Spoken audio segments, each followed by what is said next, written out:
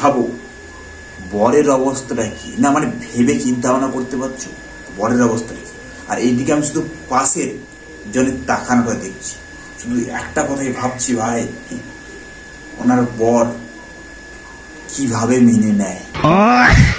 তবে মানতে হবে দাদার ধৈর্য আছে, ধৈর্য না থাকলে কখনো এইরকম একটা বউ নিয়ে আসে বাড়িতে। ভাবছি যে মাত্র লক্ষ্মীর ভান্ডারের টাকা 3,000 টাকা ঢুকেনি বলে এই অবস্থা। ধরো দাদা যদি কোনোদিন ভুলভাল কোনো কাজ করে, मतलब वो अलग ही लेवल का बंदा था।